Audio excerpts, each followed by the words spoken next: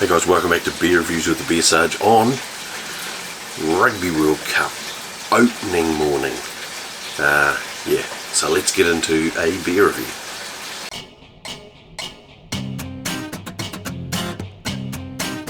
Hey guys, well, welcome back to Beer Reviews with the BeerSarge on Rugby World Cup opening morning. So anyway, prior to the All Blacks playing in France, they were staying in a little country just sort of up that way. Germany. Fellas might know a bit about Germany. Don't mention the war. Yeah, there is a bit to know about Germany. One thing that you do know about Germany is that they make beer, and they're pretty good at it.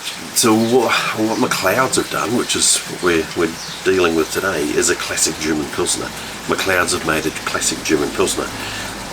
They usually every year put out like an Oktoberfest type beer, and I think we're looking at this year's focus.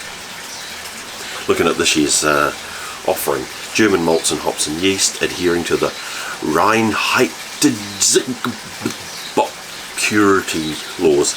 Those are the laws that they have in Germany for making beer, which is they can only use malt, hops, yeast, and water. Is the only thing they're allowed to use, not allowed to put any fucking bits and pieces in there. So this is what they've got for this year. So there's a writing on there I can't understand. Something. Oktoberfest is a perennial inspiration and gives us a chance to flex our brewing muscles to bring you the best German style lager we can. This year it's a traditional Pilsner with German malts, hops and yeast, adhering to purity law. The result is a proper lager, fermented cold and conditioned for several weeks. A hint of biscuit-like malts and a dash of herbal evergreen hop aroma leads to assertive bitterness for one hell of a crisp, refreshing beer. Prost, which I think is German for yes, or something like that, or yeah. But yeah, quite a groovy little can with a bit of a tartan twist on the front there. It's a 5.4 and it's German Pilsner. Now, lagers are pretty good. Like I do like them because they're generally crisp and fucking, nice. And pretty much I would say one of the fucking most produced beers in the world. Maybe, I don't know. There seems to be a lot of fucking lager out there. Anyway, let's check this in the glass.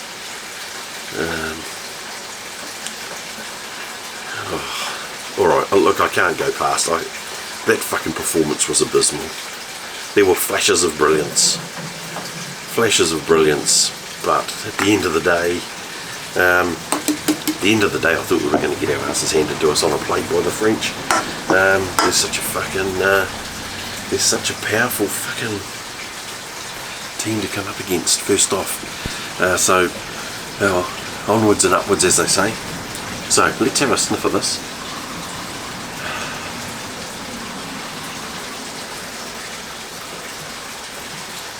It's got a you can't smell any hops. Well, I can't smell any hops. I can smell the malt. The malt is quite prominent. Yeah, it hasn't got the smell of like a Heineken lager, which is your mass-produced bullshit, or your Steylags or anything like that. Which has got you can generally with those you can smell like Steylag. You can smell the hop straight out. They smell like bloody weed sometimes when you pop the top on a Steiny. This can't smell any hops at all. Just the malt.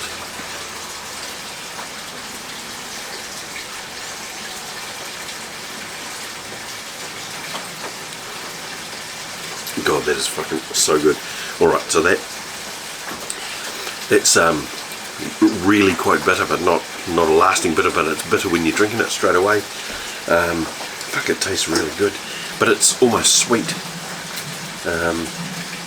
And the fact that they're not using, well, I suppose malt's got sugar in it, so but it's very, very, not very sweet, like sickly sweet, but it's just sweet and pleasant to drink. fuck, this is good.